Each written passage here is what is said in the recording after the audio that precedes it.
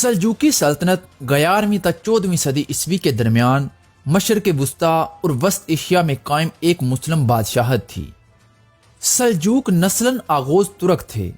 اسلامی تاریخ میں سلجوقی سلطنت کو بہت زیادہ اہمیت حاصل ہے کیونکہ یہ دولت عباسیہ کے خاتمے کے بعد عالم اسلام کو ایک مرکز پر جمع کرنے والی آخری سلطنت تھی۔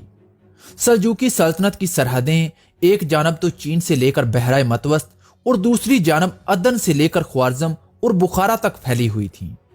سلجوقیوں کے زوال کے ساتھ ہی امت مسلمہ میں جس سیاسی انتشار کا آغاز ہوا، اسی کا فائدہ اٹھاتے ہوئے اہلیان یورپ نے مسلمانوں پر صلیبی جنگیں مسلط کی تھیں اور عالم اسلام کے قلب میں مقدس ترین مقام یعنی بیت المقدس شریف پر قبضہ کر لیا تھا۔ آل سلجوق کا مورث اعلیٰ دقاق تھا جو کاشغر کے ترکی قبائل کا ایک رئیس تھا۔ سلجوق جس کے نام سے یہ خاندان مشہور ہوا دقاق کا بیٹا تھا۔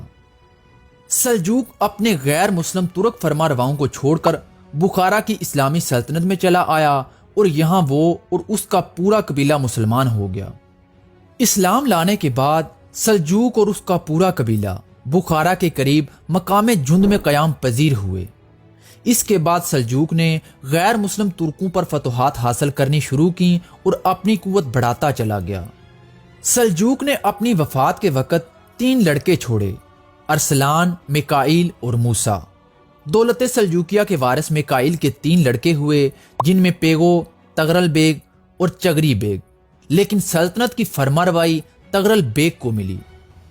تغرل بیگ اور چگری بیگ کی زیر قیادت سلجوقیوں نے غزنوی سلطنت سے علیحدگی اختیار کرنے کی کوشش کی۔ ابتدا میں تو سلجوقیوں کو سلطان محمود غزنوی کے ہاتھوں شکست اٹھانی پڑی اور وہ صرف خوارزم تک ہی محدود ہو کر رہ گئے، لیکن تغرل اور چگری بیگ کی زیر قیادت سلجوقیوں نے 1028 سے 29 عیسوی میں مرو اور نشاپور پر قبضہ کر لیا۔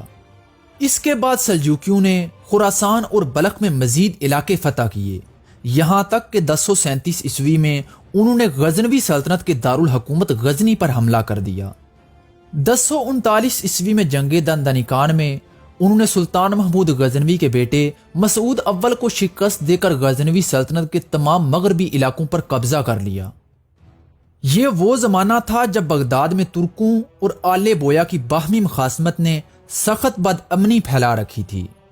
عباسی خلیفہ معتصم باللہ کی وفات کے بعد دولت عباسیہ پر روز بروز ترکوں کا تسلط بڑھتا ہی گیا، لیکن 4 صدی ہجری سے آل بویا نے اپنا اقتدار خلافت بغداد پر قائم کرنا شروع کر دیا، جس کی وجہ سے ترکوں کی قوت پر اثر پڑنے لگا۔